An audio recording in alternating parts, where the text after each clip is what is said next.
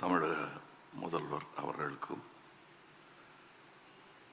இந்த பேணையை அலங்கரித்துக் கொண்டிருக்கும் சாதனையாளர்கள் அனைவருக்கும், ஏன்னா ஒவ்வொரு பேரை சொல்லிட்டு இருக்கலாம், பட் நான் பக்கத்தில் இருந்து முதல்வரின் கடியாரத்தையும் பார்த்து கொண்டிருக்கிறேன். அதனால் நான் சொல்ல வேண்டிய கதை ஒரு 65 வருடத்து கதை. அதை நான் எப்படி சொல்றதுன்னு தெரியல. ஒவ்வொருத்தரும் அவரை பற்றி ஒரு புஸ்தகம் எழுதக்கூடிய அளவுக்கு பர்சனல் அனுபவங்கள் இருக்கிறது.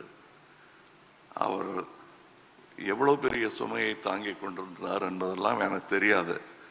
சின்ன குழந்தையா நான் அங்கே போனேன். அங்கே இருந்த மாந்தோப்பில் ஆஃப் சீசன் அங்கே மாங்காய் முளைக்கும், ஏவிஎம்ல மட்டும், வேற எங்கேயும் இருக்காது. அதுக்கு காரணம் அவங்க கண்டினியூட்டிக்காக மாம்பழத்தையும் செஞ்சு வச்சிருவாங்க. நான் அதை போய் முதல்ல அந்த மண்ணு மாம்பழத்தை கடிச்சிட்டு அதுக்கப்புறம் சினிமானா என்னன்னு புரிஞ்சுக்கிட்டேன் நான். ஆக என்னை அந்த வயசுல இருந்து பார்த்துக்கிட்டு இருந்தாங்க. இவங்க படத்துக்கு வைத்த டைட்டில் எல்லாமே ஒரு குழந்தைய கொஞ்சற மாதிரி தான் எனக்கு வச்சிருக்காங்க.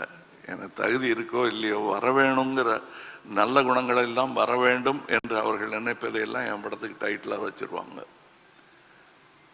அது நீ பார்த்தீங்கன்னாலே தெரியும், எனக்கு கொஞ்சம் மாதிரி தான் இருக்கும். அவருக்கு எந்தெந்த விஷயங்கள் பொருந்துமோ அதெல்லாம் எனக்கும் பொருந்தும். அவரும் சகல வல்லவர் தான். அதெல்லாம் தனக்கு இருக்கிற புகழையெல்லாம் அவர் அப்படி கொடுப்பார். அவர், நான் அவர்கிட்ட சின்ன வயசுல இருந்ததுனால கொஞ்சம் தைரியமாக பேசுவேன். இப்போ சொன்னார் இல்லையா, வைரமுத்து சார் சொன்னார், இல்லை நீங்கள் யார் எனக்கு தெரியும், தெரிஞ்சிருந்தா கூட நான் போய் அவங்க கூட தைரியமாக பேச முடியும். ஒரு முதலாளி அப்படிங்கிறது எனக்கு புரியறதுக்கே ரொம்ப நாளாச்சு. அதுவும் சகலகலாவுக்கு பிறகு இப்படிலாம் அதிக பிரசங்கம் செய்யக்கூடாது என்பதை எப்படி களத்தூர் கண்ணமால எனக்கு டயலாக் சொல்லி கொடுத்தாங்களோ அந்த மாதிரி சொல்லி கொடுத்தவர் முத்துராம் சார் அவர்கள். இப்போ எனக்கு வாழ்நாள் சாதனையாளர் விருது ஒரு வர முடியல. அவர் தான் போய் அங்கே அவர் பேசினதும் எனக்கும் ஏவிஎம்முக்கும் உள்ள தொடர்பு என்ன என்பதை உங்களுக்கு விளக்கும். இந்த ஏவிஎம் குடும்பம் என்று சொல்லும் அவர்களுடன் ஒட்டிக்கொள்வதில் எனக்கு பெரிய பெருமை. அந்த உரிமையை அவர்கள் கொடுத்ததற்காக நன்றி சொல்ல கடமைப்பட்டிருக்கிறேன். இங்கு வந்திருப்பவர்கள் எல்லோருமே சம்பிரதாயத்திற்காக வரவில்லை என்பது எனக்கு தெரியும். அவர்கள் எல்லோருமே அன்பிற்காகவும் மரியாதைக்காகவும் வந்தவர்கள், மாண்புமிகு முதல்வர் உட்பட. இந்த வளாகம் நான் களத்தூர் கண்ணம்மால படிக்க ஆரம்பித்த போது ஏவிஎம் இன்ஸ்டிடியூஷனில் நான் படித்தேன் என்பதில் எனக்கு பெருமை. அது ஏதோ ஜோக்குன்னு நினச்சிட்டு இருக்காங்க, இல்லை மேடை அலங்காரத்துக்காக நான் சொல்லும் ஒரு விஷயம்னு. அப்படி அல்ல, அது மிக அல்ல.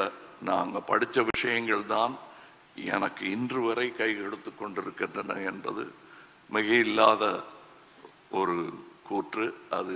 அதை வழிமொழிய எனக்கு மூத்தவர் எஸ்பிஎம் அவர்கள் இருக்கிறார்கள். அவர்கள் கற்றுக்கொண்டதெல்லாம் இந்த பள்ளியிலிருந்து தான். இந்த பள்ளி, இந்த இன்ஸ்டிடியூஷன்ல இருந்து வந்தவங்க எல்லாமே இன்ஸ்டிடியூஷனா மாறிட்ட அந்த அதிசயம் இந்த காம்பவுண்டில் நிகழ்ந்திருக்கிறது. இனியும் நிகழ வேண்டும் என்பதுதான் என்னுடைய ஆசை. இந்த பள்ளிக்கூடம்லாம் அப்போ கட்டலை. நான் கேட்டுட்டு இருந்தேன் அவர்கிட்ட, பாலசுப்ரமணியன் சார்கிட்ட. அப்படி கட்டியிருந்தாங்கன்னா நான் படிச்சும் இருப்பேனோன்னுமோ. இதே பள்ளிக்கூடத்தில் என்ன சேர்த்துட்டு இருப்பாங்க. வேற பள்ளிகளில் சேர்த்துக்கிறது கொஞ்சம் யோசிச்சாங்க. என்னுடைய குணாதிசயம் தெரிந்து என்னை எப்படி வழி நடத்த வேண்டும் என்று தெரிந்த பள்ளி ஏவிஎம் பள்ளி. சிறப்பாக கற்றுக் கொடுத்தார்கள். நான் தவறு செய்யும் போது சத்தமாக சொல்லாமல், நான் நல்லதுகள் செய்யும் பொழுதெல்லாம் என்னை தோளில் தூக்கி கொண்டாடியவர் சரவணன் சார்.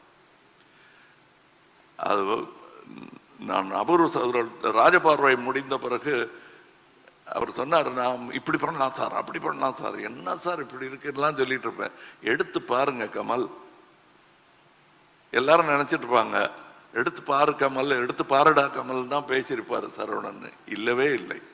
நான் 16 வயசுல மறுபடியும் அசிஸ்டண்டா சேர்ந்த போது அவர் மட்டும் இல்லை, எஸ்பிஎம் சாரும் என்ன வாங்க கமல் அப்படின்னாரு.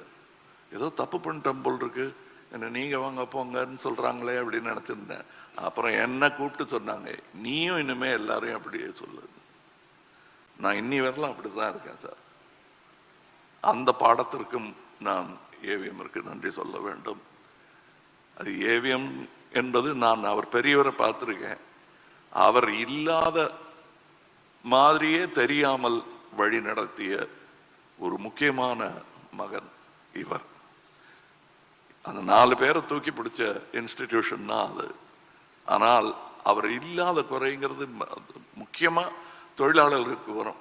முந்தி மாதிரி இல்லைங்க அப்படின்னு அப்படி யாருமே சொல்லலை. இப்போ எஸ்பிஎம் சார் வந்து அவரை வந்து இன்னைக்கு வீட்டுக்கு போய் ரெஸ்ட் எடுத்துக்கங்கன்னு பிடிச்சி தள்ளி விடணும். அவரை அங்கே வந்து இருப்பாங்க. ஸ்ட்ரைக் இருந்த போது கூட அந்த ஏவிஎம் செடி வாடிடக்கூடாதுங்கிறதுக்காக பக்கெட்டில் தண்ணி எடுத்து ஊற்றுனவங்க இருக்காங்க. இது எப்படி இந்த மாதிரி விசுவாசம் ஒருத்தருக்கு கிடைக்கும்னா நல்ல முதலாளிக்கு தான் கிடைக்கும். தன்னுடைய மக்களை தன்னுடைய ஒர்க்கர்ஸை ஜாக்கிரதையாக பார்த்துக்கணும்னு எவர் நினைக்கிறாரோ அவர் பெருந்தலைவர். அப்படிப்பட்ட ஒரு பெருந்தலைவர் இங்கே இருக்கிறார். அந்த பென்ஷன் ஊதியம் 23 கோரிக்கைகள் வைத்ததற்கு ஆச்சரியப்படும்படி அதற்கு பதில் சொல்வதாக அல்ல, செயலில் செய்து காட்டி இருக்கிறார். இந்த அரங்கத்தில் அந்த நன்றியை சொல்வது முதல்வருக்கு செய்யும் கௌரவமாகும். காரணம், இந்த வளாகமே உருவாக்கப்பட்டது அவர்கள் தொழிலாளர்களுக்காக. அதனால் தான் சொன்னேன், நான் கொஞ்சம் அது நான் படிக்கிற காலத்தில் இதை கட்டியிருந்தா படிச்சிருப்பேங்கிற அளவுக்கு எனக்கே இருக்குன்னா அங்கே இருக்கிற தொழிலாளர்களுக்கு எவ்வளோ பெருமையாக இருக்கும். இந்த பெருமையெல்லாம் அவங்க பெருசாக வெளியே சொல்லிக்கிட்டது கூட கிடையாது. இந்த மேடையில் சொல்லும்போது தான் தெரியும். காந்தியார் அவர்கள் பார்த்த முதல் படம் என்னன்னு பார்த்தா அதுலேயும் பெருமை இருக்கு ஏவிஎம்க்கு. அவங்க தொழில்நுட்பத்தில் செய்திருக்கும் வித்தியாசங்களை எல்லாம் இன்று நாங்கள் செய்ய முயன்று கொண்டிருக்கிறோம். இந்த வசதிகள் இந்த டெக்னிக் இல்லாத போது சின்ன சின்ன விஷயங்கள் நான் சொல்லிக்கொண்டே போக முடியும். இப்போ குஹன் சார்லாம் விளையாடி இருக்கிற ஒரு சறுக்கு மரம் ஒன்று இருக்கும் எதிர்க்க, இப்போ இருக்கிற அந்த பங்களாவுக்கு எதிர்க்க. முதல்ல அதுதான் பங்களாவாக இருந்துச்சு. அதில் எப்படியாவது போய் விளையாடணுன்னு முத்துராமன் சார் அங்கெல்லாம் போகக்கூடாது, நீங்கள் வான்னு கூப்பிட்டு வருவார். அங்கே விளையாடவே விட மாட்டீங்களா அப்படின்னு நினச்சிட்டு இருந்த போது அதே இடத்துல எனக்கு ராக் அண்ட் ரோல் தேட்டர் போட்டு கொடுத்து அதில் டப்பிங் பேச வச்சாங்க. அந்த கருவி தான் நான் விளையாடுவதற்கு சரியான கருவி என்று என்னை ஒரு பிள்ளையாகவே சொன்னார்கள். அதனால்தான் பேர் செல்லும் பிள்ளை என்று அவர்கள் படத்திற்கும் பெயர் வைத்தார்கள். இங்கே முதல்வர் ஐயா அவர்கள் பேசவிருக்கிறார்கள். அவருக்கும் நிறைய கதை இருக்கிறது. இந்த சரவணன் சாருடைய 65 வருடத்தில் அத்தனை வருடத்திலும் எனக்கு தொடர்பு இருந்திருக்கிறது என்பதில் எனக்கு பெருமை. காரணம், அவர் கையை பிடிச்சிக்கிட்டு நடந்து வந்த பிள்ளை இன்று இந்த மேடையில் அவருக்காக நினைவை ஒன்றை உங்கள் முன்வைக்கிறது. அவ்வளவுதான். வைரமுத்து அவர்கள் சொன்னது போது பெருசா கண்ணீர் வடிக்க வேண்டிய அவசியம் இல்லை. ஏன்னா அவர் செய்த நல்லவைகள் எல்லோர் மனதிலும் ஒரு புன்னகையை வரவழைக்கும்.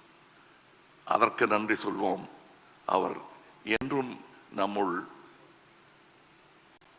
திகழ்ந்து கொண்டிருப்பார். என்னை பொறுத்தவரை என்னுள் நிகழ்ந்து கொண்டிருப்பார்.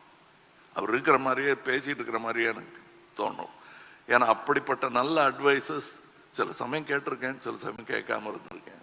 கேட்ட போதெல்லாம் கிடைத்த பலனுக்கான நன்றியை இந்த மேடையில் சொல்வதுதான் சரியாக இருக்கும். நன்றி ஐயா. Branch express courier private limited. Domestic international cargo. உங்கள் இல்லம் தேடி வந்து கொரியர் புக்கிங் டெலிவரி செய்து தரப்படும். என்றும் உங்களுடன் மை இந்தியா. முக்கிய செய்திகளை உடனுக்குடன் தெரிந்து கொள்ள சப்ஸ்கிரைப் பண்ணுங்க, பெல் பட்டனை பிரஸ் பண்ணுங்க. என்றும் உங்களுடன் மை இந்தியா.